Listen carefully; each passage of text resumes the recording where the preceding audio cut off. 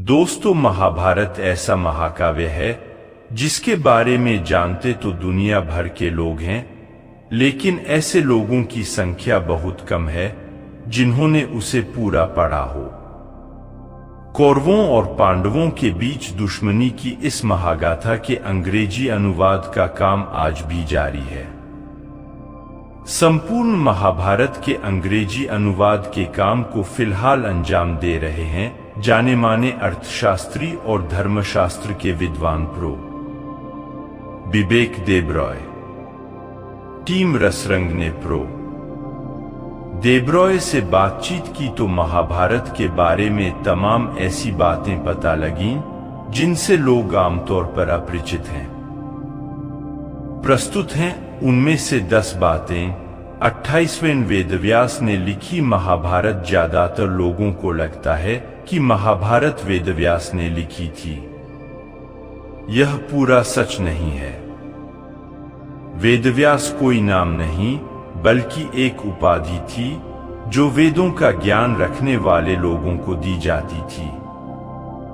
कृष्णद्वैपायन से पहले 27 वेदव्यास हो चुके थे, जबकि वह खुद 28वें वेदव्यास थे। उनका नाम कृष्णद्वैपायन इसलिए रखा गया क्योंकि उनका रंग सांवला कृष्ण था और वह एक द्वीप पर जन्मे थे। गीता सिर्फ एक नहीं माना जाता है कि श्रीमद् भगवद गीता ही अकेली गीता है जिसमें कृष्ण द्वारा दिए गए ज्ञान का वर्णन है। यह सच है कि श्रीमद् भगवद गीता ही संपूर्ण और प्रामाणिक गीता है, लेकिन इसके अलावा कम से कम 10 गीता और भी हैं। व्याद गीता, अष्टावक्र गीता और पाराशर गीता उन्हीं में से हैं। द्रौपदी के लिए दुर्योधन के इशारे का मतलब मौलिक महाभारत में यह प्रसंग आता है कि चौसर के खेल में युधिष्ठिर से जीतने के बाद दुर्योधन ने द्रौपदी को अपनी बाईं जांघ पर बैठने के लिए कहा था। ज्यादातर लोगों की नजर में इस वजह से भी दुर्योधन खलनायक है। उसमें तमाम बुराइयां जरूर थीं, लेकिन उस समय की परंपरा के मुताबिक यह द्रौपदी का अपमान नहीं था। दरअसल उस जमाने में बाईं जंघा पर या बाईं ओर पत्नी को और दाईं जंघा पर या दाईं ओर पुत्री को बैठाया जाता था। यही वजह है कि धार्मिक पोस्टरों या कैलेंडरों में देवियों को बाईं तरफ स्थान दिया जाता है। हिंदू रीति रिवाजों में शादी के समय भी पत्नी पति के बाईं ओर खड़ी होती है। धर्म की कोई एक परिभाषा नहीं। तमाम लोगों को लगता होगा कि महाभारत धर्म का पाठ सिखाती है। कुछ लोग महाभारत को सत्य और असत्य से भी जोड़ते हैं, लेकिन यह पूरी तरह सही नहीं है। मौलिक महाभारत में ऐसा कोई प्रसंग नहीं आता जिसमें सही और गलत की सटीक परिभाषा दी गई हो। दरअसल सही और गलत परिप्रेक्ष्य तथा परिस्थिति के हिसाब से बदलता है। जैसे कि एक ही परिस्थिति में भीष्म और अर्जुन ने अलग अलग निर्णय लिए और दोनों को सही माना गया।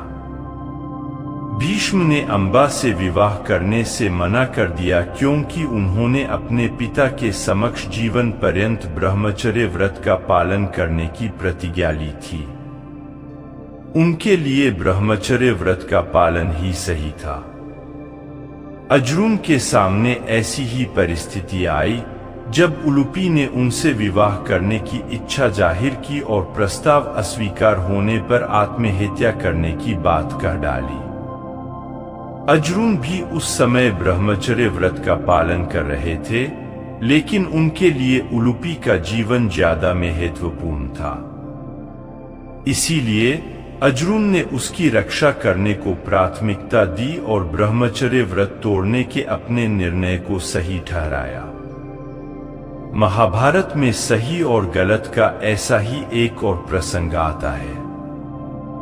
ज्यादातर लोग मानते हैं कि द्रोणाचार्य ने न्याय नहीं किया जब उन्होंने एकलव्य से अंगूठा मांगकर अर्जुन को आगे किया। यह पूरा सच नहीं है। महाभारत के अनुसार एक बार तालाब में स्नान करते समय जब मगरमच्छ ने द्रोणाचार्य को जकड़ लिया था, तब अर्जुन ने उनकी जान बचाई थी।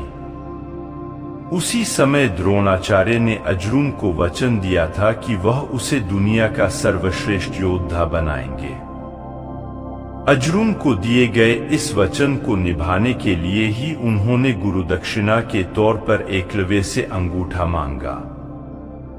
इससे स्पष्ट है कि सही और गलत की कोई सटीक परिभाषा नहीं गढ़ी जा सकती। राशियां नहीं थीं, ज्योतिष का आधार महाभारत के दौर में राशियां नहीं हुआ करती थीं। ज्योतिष 27 नक्षत्रों पर आधारित था, न कि 12 राशियों पर। नक्षत्रों में पहले स्थान पर रोहिणी था, न कि अश्विनी। जैसे जैसे समय गुजरा, विभिन्न सभ्यताओं ने ज्योतिष में प्रयोग किए और चंद्रमा और सूर्य के आधार पर राशियां बनाईं। 4 पटल वाला पासा शकुनी ने जिस पासे से पांडवों को चौसर का खेल हराया था, कहते हैं उसके 4 पटल थे। आमतौर पर लोगों को 6 पटल वाले पासे के बारे में ही पता है। हालांकि महाभारत में उस 4 पटल वाले पासे की सटीक आकृति का जिक्र नहीं आता। यह भी नहीं बताया गया है कि वह किस धातु या पदार्थ का बना था। महाभारत के मुताबिक उस पासे का हर एक पटल एक एक युग का प्रतीक था।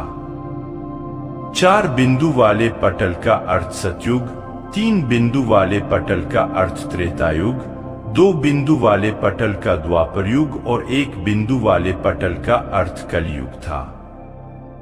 मंत्र से बन जाते थे ब्रह्मास्त्र। ज्यादातर लोगों के बीच यही मान्यता प्रचलित है कि ब्रह्मास्त्र दैवीय अस्त्र थे, जो देवताओं की तपस्या के बाद हासिल होते थे। लेकिन यह भी पूरा सच नहीं है। कुछ ब्रह्मास्त्र साफ साफ नजर आते थे, लेकिन कुछ ऐसे भी थे जिन्हें मंत्रों की शक्ति से संहारक अस्त्र बना दिया था। जैसे रथ के पहिए को चक्र बना देना। मंत्रोच्चारण के साथ ही ब्रह्मास्त्र दुश्मन का सिर काट दिया करते थे। लेकिन एक खास बात यह भी थी कि मंत्रों के जरिए उन्हें बेअसर भी किया जा सकता था, और ये उन्हीं पर इस्तेमाल होता था जिनके पास वही शक्तियां हों। विदेशी भी शामिल हुए थे लड़ाई में। भारतीय युद्धों में विदेशियों के शामिल होने का इतिहास बहुत पुराना है। महाभारत की लड़ाई में भी विदेशी सेनाएं शामिल हुई थीं।